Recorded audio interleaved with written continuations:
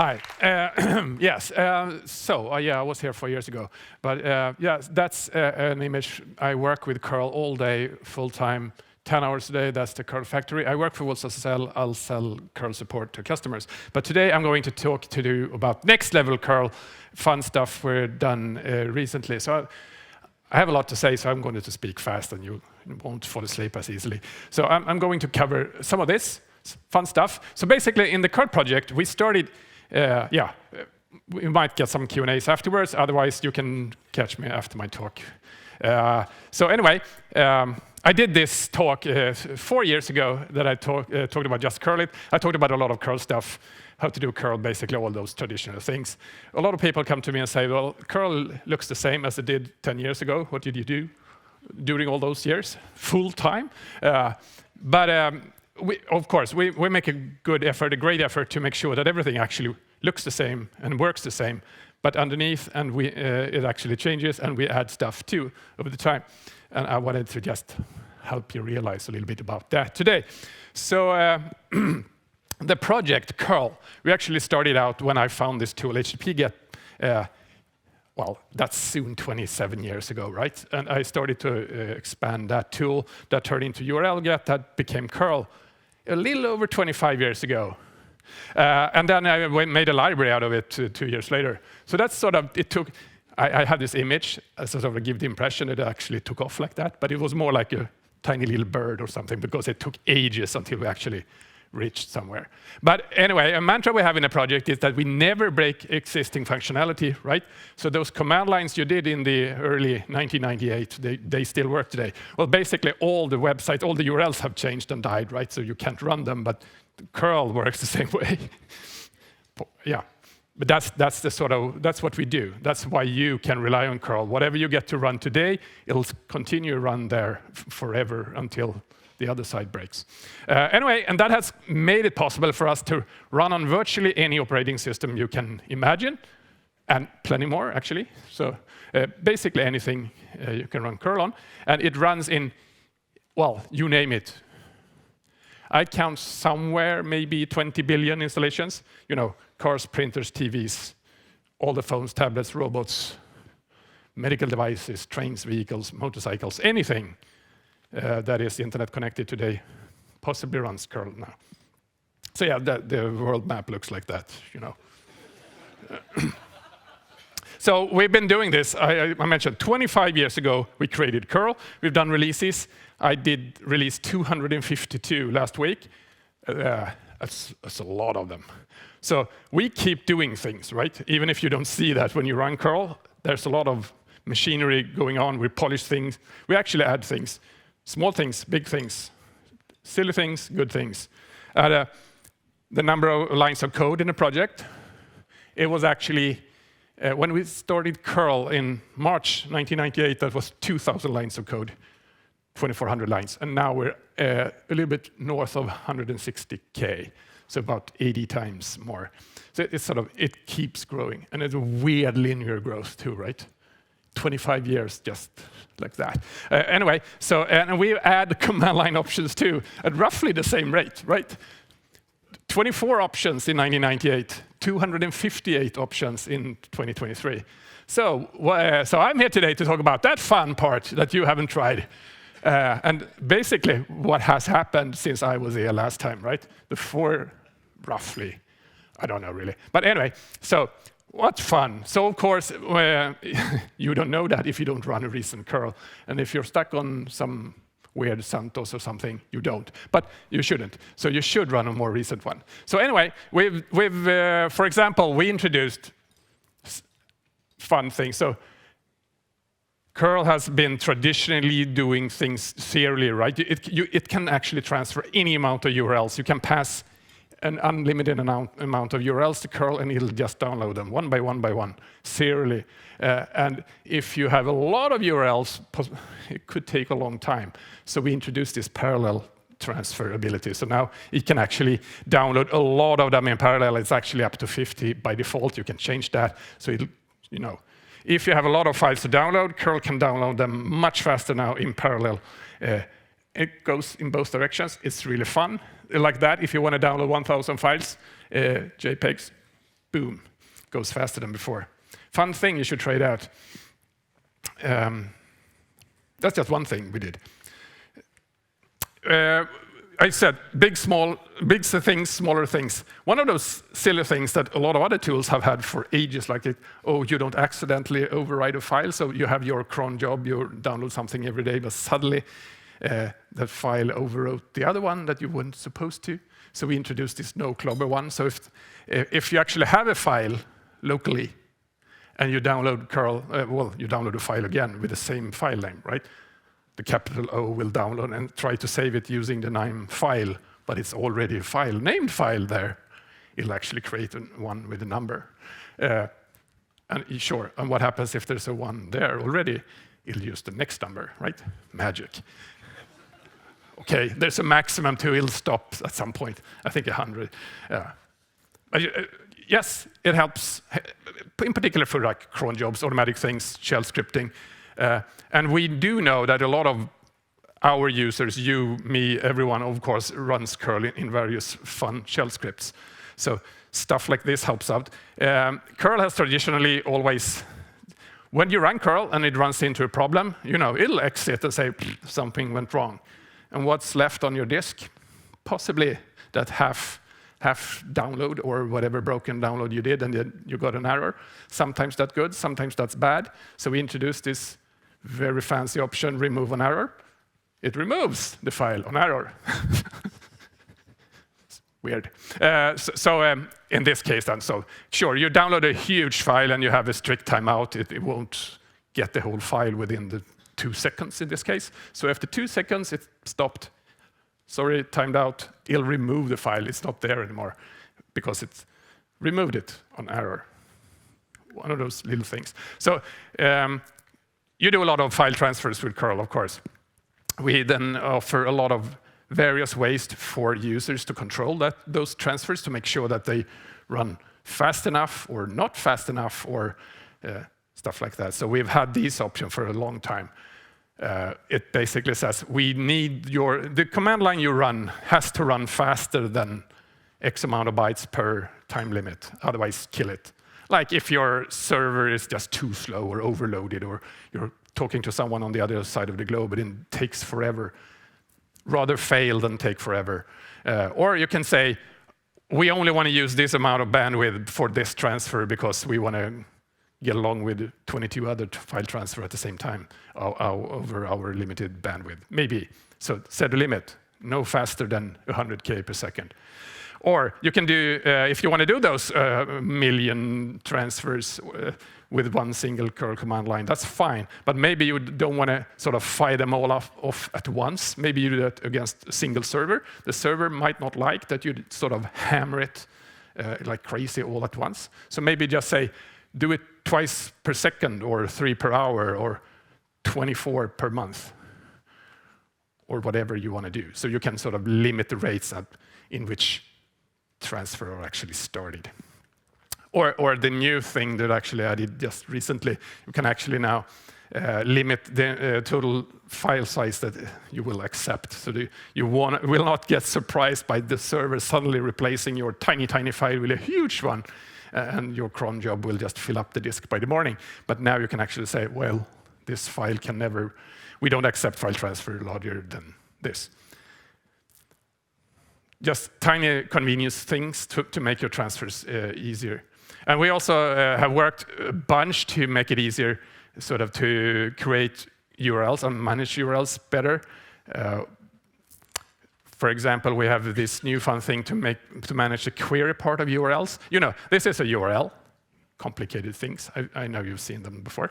But that little part at the right side of the question mark, that's the query part, right? Before the fragment, the query. So that's, we send that usually to the server with some data. Usually that's in the name value pairs, like this. Name Daniel, tool curl, age old, blah, blah, blah. A series of those, right? But if you want to make up your shell script to add a bunch of those query parts or sort of name value parts to the URL that you're operating with. It might be complicated. Oh, it's not that complicated, but in your shell script, you want to make sure that you pass on them correctly, right? And they need to be URL encoded and so on. So you cannot just pass any data there. And now curl helps you do that. So curl now provides this URL query option that helps you create that query part in the URL, just to sort of make it easier to create the curl URLs in scripts and command lines. So basically, you can do that like this. If you want to just pass on this query URL encoded, it will just URL encode it. Or you can do name value thing, add that to the query, and it'll just encode it for you, put it on the query part, and so on. You can read it from a file, or you can assign the name with file contents and get that URL encoded into the URL to work with it. So to just make it more convenient for you to write shell scripts that operates against various funky URLs. And the next level of fun stuff with the URLs or command lines in general, first, we, of course, a long time ago, and I hope you will use this feature when you use curl, that is, you can put the command lines into a file and sort of just read all the command lines from a file instead of doing them on the command line, which is convenient if you have a huge amount of them, or just large, or just want to redo them many times. And we call that the config file, right? And there's basically you just put command line options into a file. There's a default one that runs or is checked for and used if it's there. Very convenient. Sort of, it makes it easy for you to just rerun things many times with curl. And there's also no limit to, a shell command line is usually restricted somewhere, like, 10K, 100K, 1 million bytes. Maybe you can't fit all your fun URLs in a single command line.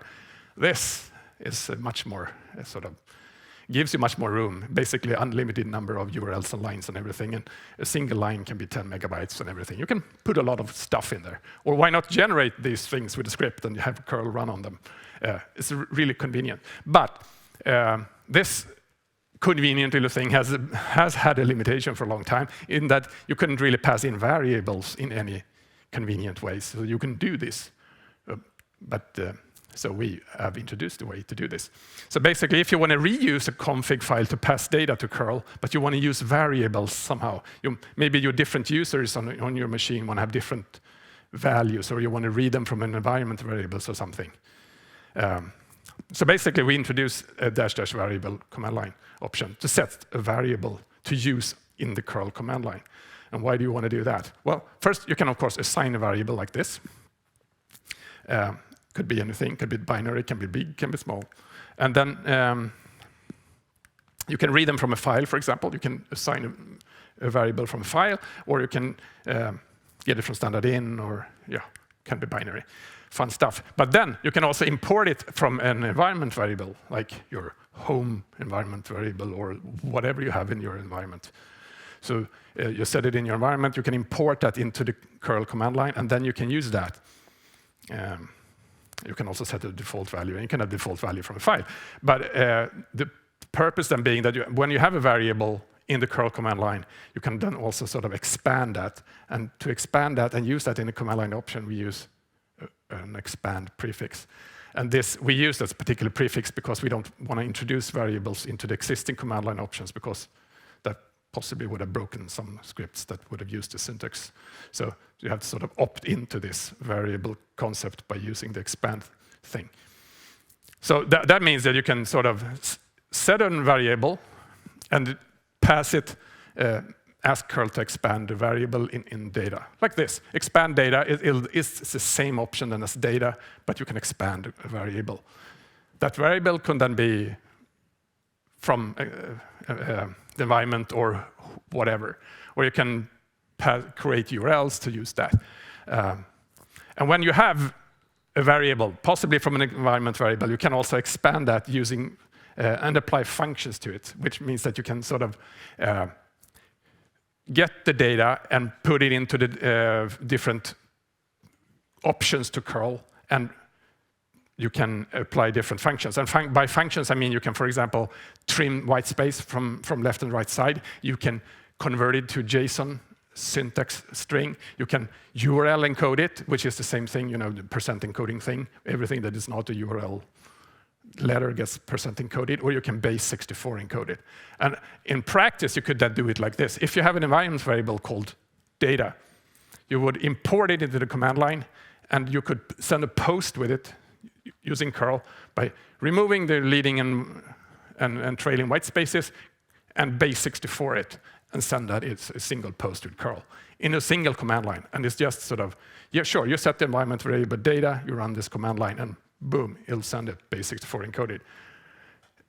Sort of helping you to do those crazy things easier with command lines, because doing these things in shell scripts tend to be a bit elaborate and complicated. Now it's easier. And another thing we did, which is actually not curl, because this is a separate tool that I created earlier this year. I call it, I liked sort of the combination of letters, but it turned out to be really hard to pronounce. So I call it trurl. I add a little E in the end, trurl.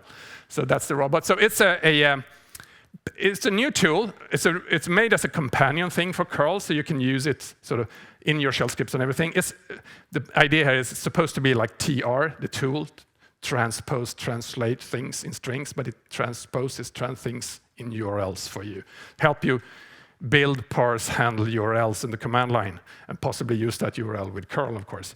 So, for example, if you have one URL and you want to change the host name in a URL, that doesn't sound crazy or even hard, but to do that in a shell script, to do that in whatever, is actually kind of complicated. Parsing and handling URLs is not as easy as it might look at sometimes. But you can also do the other thing around, right? You can, for example, just get the host name from a URL, or get whatever part from the URL in a solid, proper way. Or you can play out a redirect. What if you have that URL and you go to that URL? Relative then, of course. What's the final URL? Or you can change port number in URL, or you can append a query string to a URL. How would that append look like in the end? Or even parse the URL and output the thing as a JSON object. Or just get that little A part from the query string out, because that's the thing you are actually interested in. You can even do more things. You can sort the query strings. You can export. You can do a lot of things with this. And it's a fairly new thing, so sort of in the new toolbox. So there's also more things to do and to come with that. But this is, we introduced this as a helper to make sure that you can even easier create fun URLs to work with in general. You don't have to use curl, of course, to do that. But in this current day and age, right, we use URLs a lot. So why not have a better tool to fill around with URLs from the command line? And JSON is a fun thing, right? Everyone uses JSON for everything. And so we have also improved curl's way of sort of the options to do more JSON with curl. You could always do JSON with curl. It's not a new thing, but now we have this new convenience option to make it easier. And we to get JSON output, for example, from curl, we have had this option for a really long time. -- write out is called -w, just short. It's a way to get data from a curl transfer. It basically has a lot of variables. You can just run curl, and as you add -w, and you get for example, like this. You want to get the content type and the response code from a transfer output in the shell after the transfer. Easy peasy, just shows you that. That's old. But nowadays you can do like this. You can add, instead you ask for a JSON object, then you will get all those variables as a single huge JSON object, blam, that you possibly want to pass to JQ or something, right? So you can manage it or handle it the way you want. Or you can even these days also get specific headers from the response. I just want to get the headers, response header, the contents from the HTTP header response headers. Yeah, server header and the date header, like that. And that's sort of, so you can get everything output as JSON if you want to. And of course, you can do it the other way around if you want to pass JSON with curl, which of course is quite common. So like you can of course do it like this. So now we have this -- JSON. option, which is just, it basically sends a post, but it sets all the headers that you want to have set, saying that this is JSON. So basically the server also knows that it's JSON and will accept it as JSON. So you can send it as a string or send it from a file. And then you can, of course, use tools. For example, I like the tool JO, which makes a JSON object out of arguments on the command line. So you can basically generate a JSON object, pass it to curl, make curl read JSON from standard input, and send it as a JSON post to the server. And on the other direction, of course, you can send JSON to a server and get the JSON back, pass it into JQ, or do it all in once, right? JO to curl to JQ. So basically, JSON is, of course, here for everyone, and curl is now a better sort of friend for you when you want to send curl, JSON in and out and everything. And we've done other sort of helpers things. Recently, we added this thing. I hope you do know that if you want to get everything out from a curl transfer, if you really want to debug what curl actually sends and receives over the network, we have this fun option called --trace. It's a huge, I mean, if you run that on this particular command line, if you run it, you will get a lot of output. Basically everything curl sends and receives, and in a very sort of hex output, so you can see every single byte. But now you can trace even more, because we've also added a new option called trace config, which also allows you to set more options to include in this. If that wasn't enough, you can get much more. Because we ended up in a situation when we realized that a lot of people have experience problems with curl, especially when you run these monster things with 1,000 transfers. They're all in parallel, and around transfer 257, something turns wrong. Why? Then we need to sort of add the ability or increase the ability to do better tracing, and then we had this. So now you can ask for more details into the trace output. Basically, we're starting to add things about protocol details. So you can ask about HTTP2 details or HTTP3 details or TLS details. Add that into the trace output. So you will get more details about those particular protocol parts. So far, that has mostly helped us to debug curl, but I'm perfectly sure that it will also help everyone else sort of understand what's going on if you're having problems with a server or some part of the network or whatever you're doing when you're playing with curl. Basically, you just add that to your command line, whatever you want to add into the trace. Maybe you don't want all, but maybe you do. And we also made a fun thing. We will have bold headers. If you do curl and you output the headers in a terminal that supports it, you will get them in bold, right?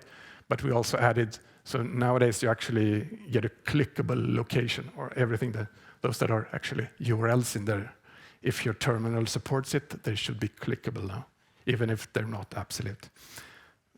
Weird things. So other fun things, of course, e-tags, I don't know if you're all familiar with, but e-tags is these things that they are basically a way for you to only do the transfer if the resource in the other end has changed.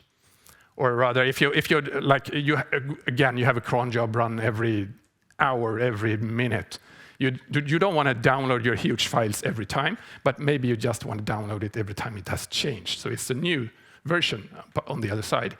Then e-tag is your friend. You can, of course, also do it by time, right? If it has changed since blah, blah, a particular time. But with e-tags, you know exactly, it's not time-based. It's sort of based on the e-tag, and e-tag is based on the content on the resource.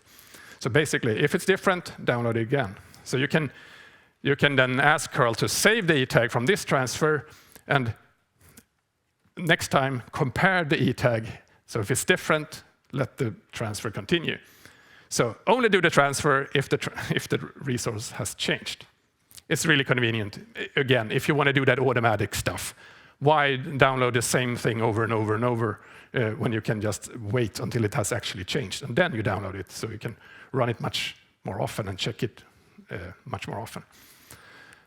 So the very convenient sort of single line thing you would run in your cron job is that sort of, if it's different, save it and compare it on every invoke, and then you download it. So basically you can run this as often as you want, but because If they're not different, you just get a 304 back. So there's sort of no transfer done. Way better than doing it time-based. Time-based is also full second resolution and complicated.